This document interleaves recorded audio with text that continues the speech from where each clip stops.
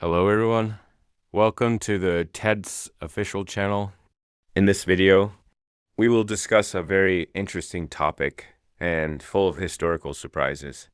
We will explore two very contrasting time periods, the Dark Ages in Europe and the Golden Age in Islamic civilization.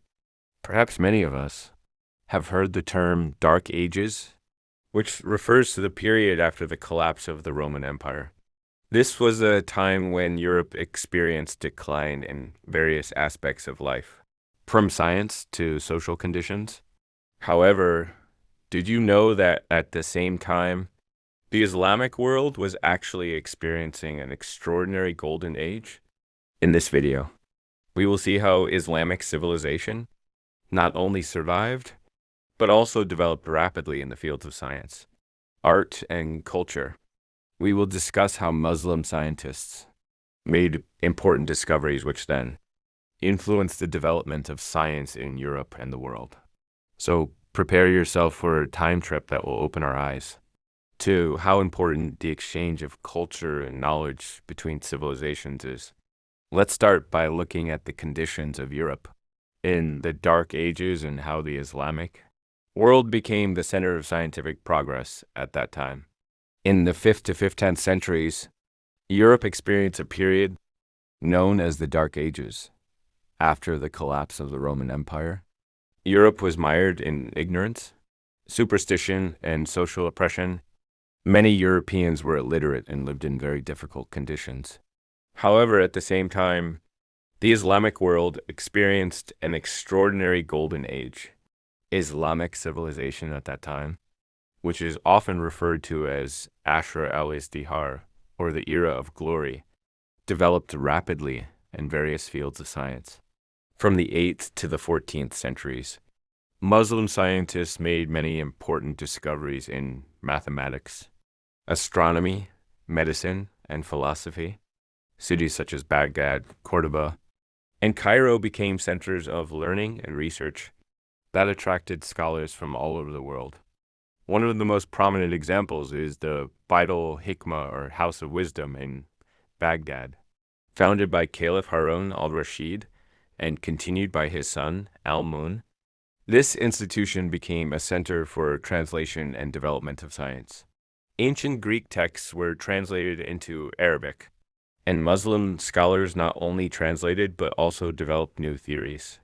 For example, al-Khwarizmi, a famous mathematician, developed algebraic concepts that became the basis for modern algorithms taught in the field of medicine.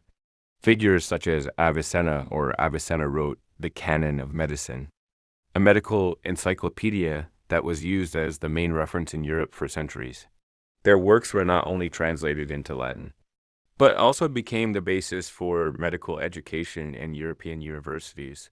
Apart from that, Muslim scientists also made great progress in the field of astronomy. Al-Battani, for example, made very accurate observations about the movements of planets and stars. His work was later translated and used by European astronomers, such as Copernicus. Not only in science, Islamic civilization also excelled in the fields of art and architecture. Magnificent mosques with intricate and beautiful designs were built throughout the Islamic world. An example is the Cordoba Mosque in Spain, which is famous for its beautiful arches and elaborate decoration, not only in science. Islamic civilization also excelled in the fields of art and architecture. Magnificent mosques with intricate and beautiful designs were built throughout the Islamic world. An example is the Cordoba Mosque in Spain, which is famous for its beautiful arches and elaborate decoration.